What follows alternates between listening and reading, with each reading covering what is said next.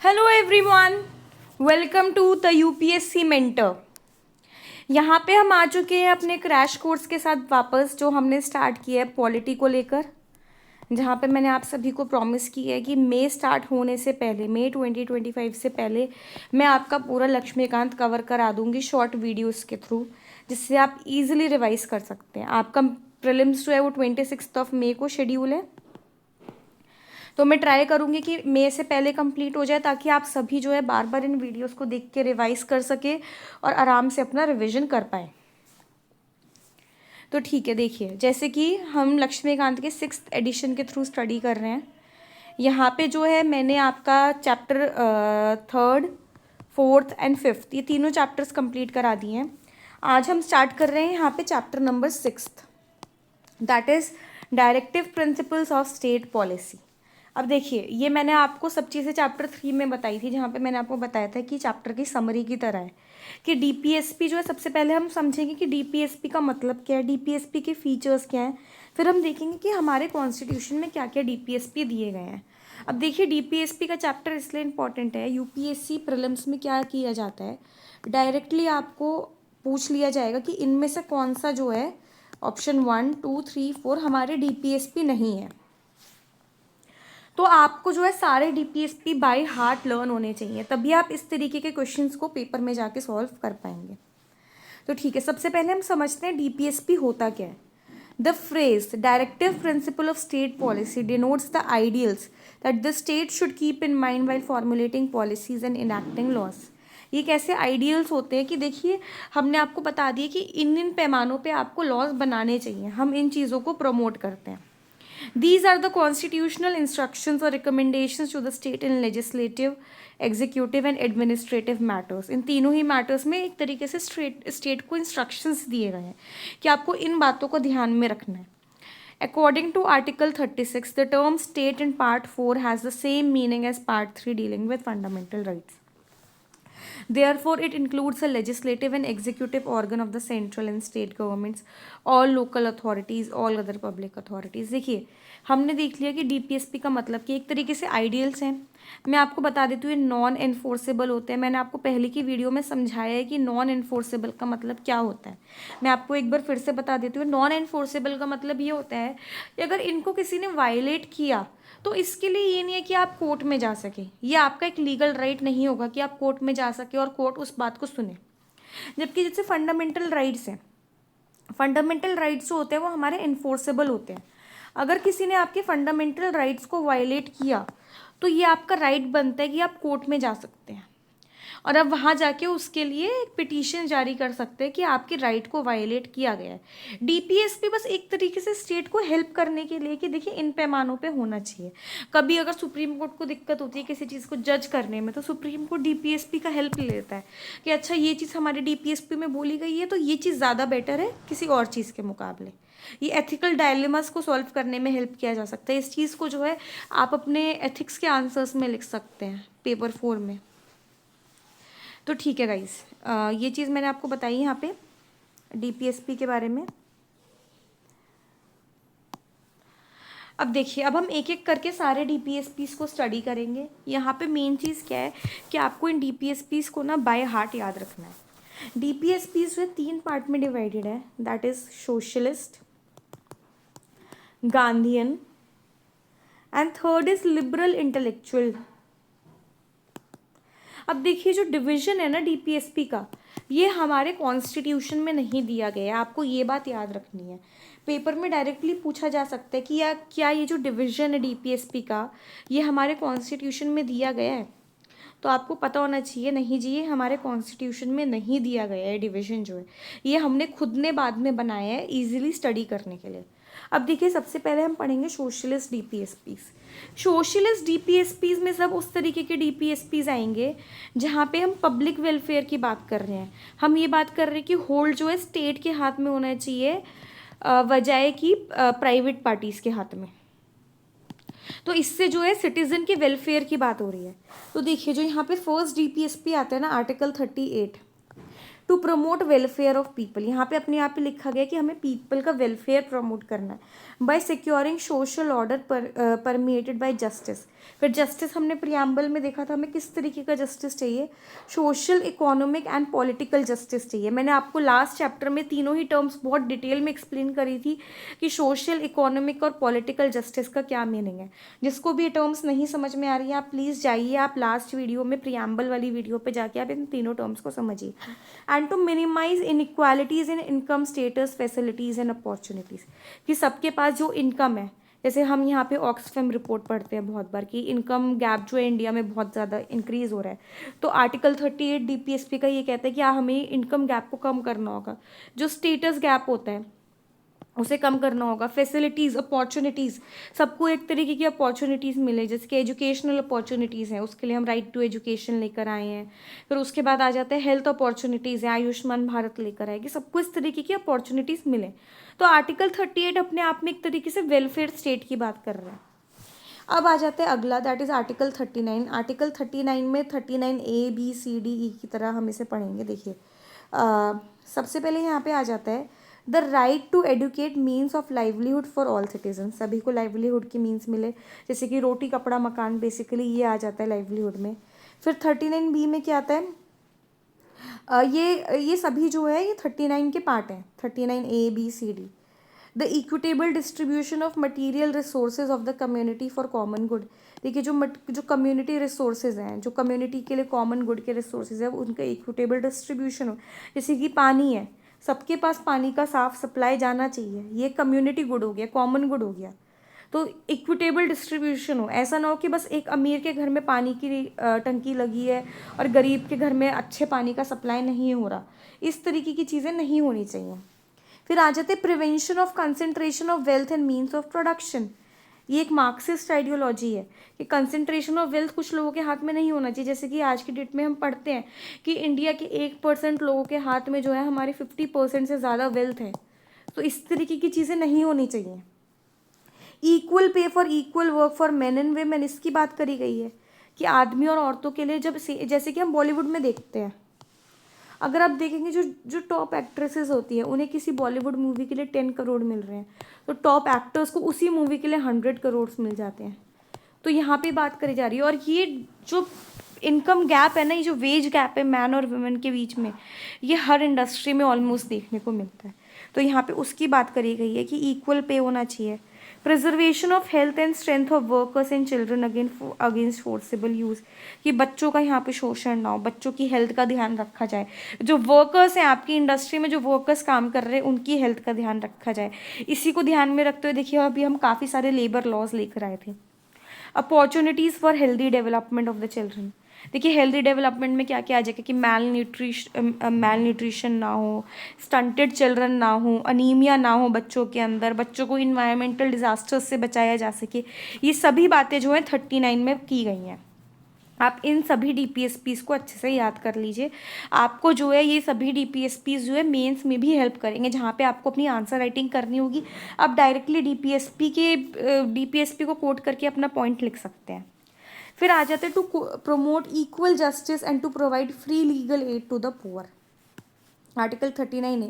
देखिए इसी के थ्रू जो है जो नालसा एक्ट है हम उसे लेकर आए, जहाँ पे हम फ्री लीगल एड प्रोवाइड करते हैं पुअर को, कि ऐसा ना हो कि अगर कोई इंसान गरीब है तो वो लॉयर्स हायर नहीं कर पा रहा, तो वो अपनी बात को कोर्ट में जाके प्रेजेंट नहीं कर पा रहा, इस सब के लिए हम ट्राई करते हैं कि फ्री लीगल एड दिया जाए।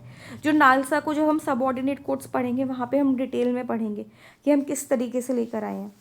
फिर आ जाते to secure right to work, to education, to public assistance in case of unemployment, old age, sick, disabled, this is article 41, कि इन लोगों को राइट टू वर्क मिले, एजुकेशन मिले, पब्लिक असिस्टेंस मिले, कि अगर कोई अनएम्प्लॉयड है, कोई बूढ़ा इंसान है, कोई बीमार इंसान है, कोई डिसेबल्ड इंसान है।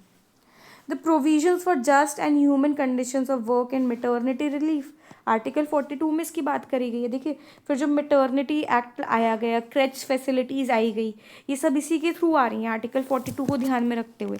काफ़ी सारी कंपनीज जो है यहाँ पे मेंस्ट्रुअल लीव लेकर आ रही हैं, ये भी आर्टिकल 42 को ध्यान में रखते हुए लाई जा रही हैं। To provide a living wage, a decent standard of living and social and cultural opportunities, ये वर्कर्स के लिए सब बात की जा रही है कि उन्हें लिविंग वेज मिले, कि एटलीस्ट इतना वेज मिले कि उनका आराम से गुजारा हो सके। फिर डिसेंट स्टैंडर्ड ऑफ लाइफ हो। डिसेंट स्टैंडर्ड ऑफ लाइफ में क्या हो जाएगा कि यहाँ एक घर होना चाहिए जो प्रधानमंत्री आवास योजना के थ्रू दिया जा रहा है। फिर टॉयलेट फैसिलिटीज़ होनी चाहिए सबके घर में, साफ़ पानी की फैसिलिटीज़ होनी चाहिए, उनके बच्चों के लिए बेसिक एजुकेशन फैसिलिटीज़ हो। ये सब आ जाता है डिसेंट स्टैंडर्ड्स ऑफ लिविंग में। And social and cultural opportunities मिले, ये है आर्टिकल 43 में। फिर आ जाता है to take steps to secure the participation of workers in the management of industries. ये कैसे किया जा सकता है कि वर्कर्स इंडस्ट्रीज़ की मैनेजमेंट में इन्वॉल्व हो। जैसे ट्रेड यूनियंस हैं, ट्रेड यूनियंस के लिए अपने लॉज बनाए गए हैं ताकि ट्रेड यूनियंस ईजिली अपनी बात को प्रेजेंट कर पाएँ। ये आर्टिकल 43A में बात करी गई है। To raise level of nutrition standard of living for people and to improve public health. ये आर्टिकल 47 में कि हमें हमारा लेवल ऑफ न्यूट्रिशन को इम्प्रूव करना है, बेसिक पब्लिक हेल्थ को हमें इम्प्रूव करना है। देखिए जैसे अब गवर्नमेंट आयुष्मान भारत लेकर आ रही है, इसलिए लेकर आ रही है बायो फोर्टिफिकेशन किया जाता है राइस का पीडीएस में, ताकि न्यूट्रिशन लेवल बढ़े लोगों के अंदर, इसलिए ये सब चीज़ें की जा रही हैं। अब देखिए यहाँ पे मैंने जितने भी यहाँ पे आपको सोशलिस्ट डीपीएसपीज बताए, आपने सब में देखा होगा कि एक ओवरऑल पब्लिक का ध्यान रखा जा रहा है कि स्टेट सब चीज़ों का ध्यान रखे, इसलिए हम इन सबको सोशलिस्ट डीपीएसपी बोलते हैं।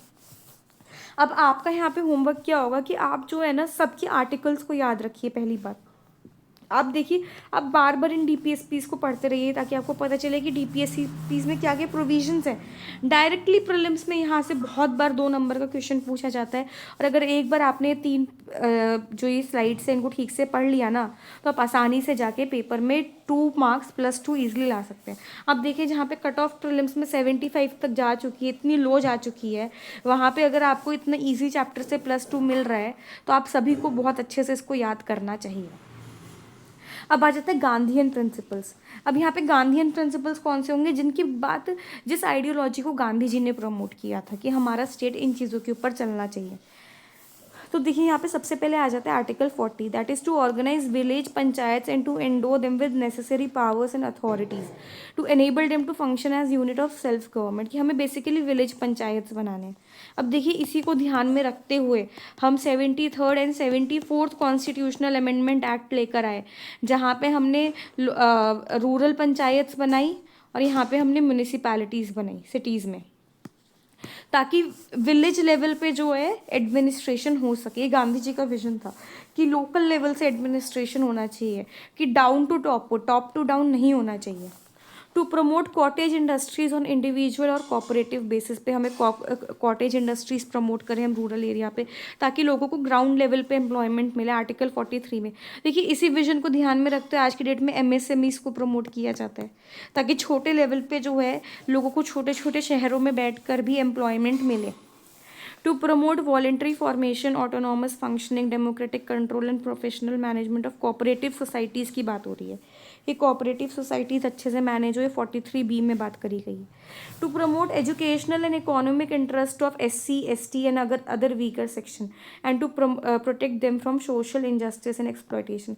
अब देखिए जैसे कि शेड्यूल कास्ट के लिए जो भी एक्ट्स बनाए गए हैं, जो उन्हें रिजर्वेशन दिया जाता है आर्टिकल 16 के अंदर, 15 के अंदर, शेड्यूल ट्राइब्स के लिए जैसे कि आ जाते हैं पंचशील पॉलिसी आ जाती है, या फिर 5th शेड्यूल, 6th शेड्यूल, ये सब आर्टिकल 46 को ध्यान में रखते हुए बनाया गया कि हमें इनके लिए बनाना है। Other weaker sections, other weaker sections में जैसे कि वुमेन आ जाएंगे, डिसेबल्ड आ जाएंगे, इन सभी के लिए गवर्नमेंट ने बहुत डिटेल में इनके लिए स्कीम्स बनाई हैं हमारे डीपीएसपीज को ध्यान में रखते हुए। To prohibit the consumption of intoxicating drinks and drugs which are injurious to health, ये आर्टिकल 47 में बोला गया। इंटॉक्सिकेटिंग ड्रिंक्स जैसे कि अल्कोहल आ जाता है, ड्रग्स आ जाती है, जैसे कि जिसका कल्चर ऐसा माना जाता है, हमने उड़ता पंजाब मूवी में देखा था कि पंजाब में काफ़ी ज़्यादा है। ये यहाँ पे पूरी हेल्थ की बात हो रही है। देखिए पीछे भी हमने आर्टिकल 47 पढ़ा था, बट वहाँ पे हमने पढ़ा था कि इसकी सोशलिस्ट डायमेंशन क्या है। यहाँ पे हम पढ़ रहे हैं कि इसकी गांधीयन डायमेंशन क्या है। गांधी जी क्या बोलते थे कि इंटॉक्सिकेटिंग ड्रिंक्स और ड्रग्स को नहीं हमें प्रमोट करना चाहिए, दोनों में हेल्थ की बात हो रही है, पर वहाँ पे हेल्थ की बात एक अलग तरीके से हो रही है, और यहाँ पे की बात की जा रही है कि लोगों का स्टैंडर्ड ऑफ लिविंग बढ़ाओ, उनकी हेल्थ बढ़ाओ। यहाँ पे बोल रहे हैं इंटॉक्सिकेटिंग ड्रिंक्स और ड्रग्स को बंद कर दो, जो गांधी जी बोलते थे। फिर 48 आ जाता है, to prohibit slaughter of cows, calves and other milch and draught camel and to improve their breeds. अब देखिए इसी को ध्यान में रखते हुए गवर्नमेंट गोकुल मिशन ला रही है, मतलब ये आ चुका है। National mission on dairy development है हमारे पास, कि जो भी ये मिल्क गिविंग एनिमल्स होते हैं जो किसी ना किसी तरीके से कोऑपरेट कर सकते हैं सोसाइटी में, हम सबको हेल्प कर रहे हैं एम्प्लॉयमेंट में, इनकम जनरेशन में, फॉडर मटेरियल में, तो उन सबको हमें प्रोटेक्ट करना चाहिए और उनकी ब्रीड्स को भी इम्प्रूव करना चाहिए। तो ये बात जो है यहाँ पे आर्टिकल 48 के अंडर करी जा रही है। अब आ जाते हैं लिबरल इंटेलेक्चुअल प्रिंसिपल्स। यहाँ पे क्या हो रहा है, the principle included in this category represent the ideology of liberalism, they direct the state to secure for all citizens a uniform civil code. ये आर्टिकल 44 में बात करेगी। ये देखिए यूनिफॉर्म सिविल कोड में क्या चीज़ आती है कि अभी जो है आज की डेट में आपको पता होगा एक हिंदू कोड है, मुस्लिम्स जो है अपना अलग कुछ रूल्स को फॉलो करते हैं, क्रिश्चियंस अलग रूल को फॉलो करते हैं। तो यहाँ पे ये बात करी जाती है कि एक यूनिफॉर्म सिविल कोड लाओ जहाँ पे जो हमारे लॉज होंगे वो किसी के धर्म के आधार पे नहीं बनेंगे, सबके लिए एक तरीके के लॉज होंगे। यहाँ पे जो है उत्तराखंड फर्स्ट स्टेट बना रिसेंटली जिसने यूनिफॉर्म सिविल कोड को इम्प्लीमेंट किया है। फिर आ जाते to provide early childhood care and education for all children until the age of 6। ये स्टेट को प्रोवाइड करना चाहिए कि वो 6 साल की उम्र तक सारे बच्चों को चाइल्डहुड केयर और एजुकेशन दे। आर्टिकल 45 में इसकी बात करी गई है। ये जो है इस तरीके के आर्टिकल्स आप इजीली पेपर 2 में, पॉलिटी में, सोशल जस्टिस के आंसर्स में, गवर्नेंस के आंसर्स में लिख सकते हैं। ये आपको एक्स्ट्रा एज दिलाएगा दूसरों के ऊपर।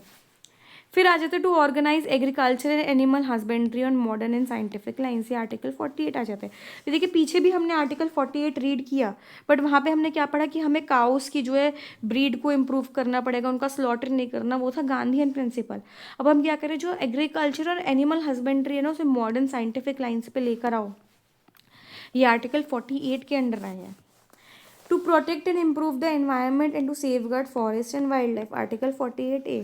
ये इन्वायरमेंट को प्रोटेक्ट करने की बात ना देखिए हमारी फंडामेंटल ड्यूटीज़ में भी करी गई है, यहाँ पे भी करी गई है। इसको आप इजीली एथिक्स के आंसर्स में यूज़ कर सकते हैं, आप GS3 में यूज़ कर सकते हैं, आप अपने एसए में यूज़ कर सकते हैं। आप इस तरीके के आर्टिकल्स को, ये बस आपके प्रीलिम्स में हेल्पफुल नहीं है, आपके मेंस में मल्टीपल जगह पे हेल्पफुल है। फिर आ जाते to protect monuments, places and objects of artistic और historic interest which are declared to be of national importance. जो मॉन्यूमेंट्स हैं, प्लेसेस है, जैसे कि ताजमहल हो गया, रेड फोर्ट हो गया, हमें इन सबको प्रिजर्व करना है। जो हमारे हिस्टोरिक मॉन्यूमेंट्स हैं, ये आर्टिकल 49 में इसकी बात करी गई है। To separate judiciary from executive, that is separation of power होना चाहिए, आर्टिकल 50 में। हमें इंटरनेशनल पीस को प्रमोट करना है, आर्टिकल 51 में। जैसे कि अभी इसराइल हमस वॉर चल रहा है, इसराइल पैलेस्टीन वॉर बोल लीजिए आप उसे, तो यहाँ पे तो इंटरनेशनल पीस को प्रमोट करना है। जैसे कि इंडिया जो है पीस कीपिंग मिशन में अपनी फोर्सेस को बहुत, वुमेन फोर्सेस को बहुत कंट्रीब्यूट करता है, UNHC की पीस कीपिंग फोर्सेस जो होती हैं। तो देखिए हम इस तरीके से इन सब आर्टिकल्स पे अबाइड कर रहे हैं। आप ये कहीं पे भी लिख सकते हैं अपने पेपर में, आपको मल्टीपल जगह, ये बस आपके प्रीलिम्स में नहीं, आपको मेंस में बहुत जगह हेल्प करेगा। अब देखिए कुछ ऐसे भी DPSPs है जो हमारे पार्ट 4 में नहीं है, उसके बाहर दिए गए हैं। जैसे कि claims of SC and ST to services, यहाँ पे आ जाता है the claims of members of schedule caste and schedule tribe shall be taken into consideration with the maintenance of efficiency of administration in the making of appointments and post. ये basically किस बारे में, इनके रिजर्वेशन के बारे में बात कर रहे हैं कि SC ST को जो रिजर्वेशन मिलता है। फिर इंस्ट्रक्शंस होने चाहिए मदर टंग में, हर स्टेट को इसके लिए एंडिव्योर करना चाहिए लोकल लेवल पे within the state to provide adequate instructions in the mother tongue at primary stage of education. यहाँ पे सेकेंडरी स्टेज या हायर स्टेज पे नहीं बोला जा रहा, प्राइमरी स्टेज पे बोला जा रहा है कि इंस्ट्रक्शंस इन मदर टंग दिया जाए टू लिंग्विस्टिक माइनॉरिटी ग्रुप्स, ताकि ये अपनी माइनॉरिटी स्टेटस को अपहेल्ड कर पाएँ। आर्टिकल 350A में इसकी बात करी जा रही है, दैट इज़ पार्ट यहाँ पे 17 आ जाता है। फिर आ जाते हैं development of Hindi language, it shall be the duty of the state to promote the spread of Hindi language and develop it so that it may preserve a medium of expression for all elements. ये article 351 में part 17 में फिर से इसकी बात करी गई है। ये 3 DPSPs हैं जो हमारे पार्ट 4 के बाहर है। आपको इन तीनों DPSPs को याद रखना है। अब देखिए यहाँ पे हमने अपना नेक्स्ट चैप्टर भी पूरा कंप्लीट कर लिया है। मैंने आपको DPSP सब डिटेल में एक्सप्लेन कर दिया है, पेपर में कैसे क्वेश्चंस पूछा जा सकते हैं ये बात भी बता दी है। अब आपका काम बस इतना है कि आप जाइए, इसको रिवाइज़ करिए। ये लेस देन 20 मिनट्स की वीडियो बनी है, तो आप बार बार इसको रिवाइज करिए। आप बस 10 मिनट में 2x की स्पीड पे देख के अपना पूरा इतना बड़ा चैप्टर कंप्लीट कर सकते हैं, जो आपको लक्ष्मीकांत से पढ़ने में ऑलमोस्ट 1 घंटा लग जाएगा। तो ठीक है गाइज, अब हम विदाउट टाइम वेस्ट करें अब हम जाते हैं, और अब हम आपसे कल मिलेंगे अपने नेक्स्ट चैप्टर के साथ, दैट इज़ फंडामेंटल ड्यूटीज़।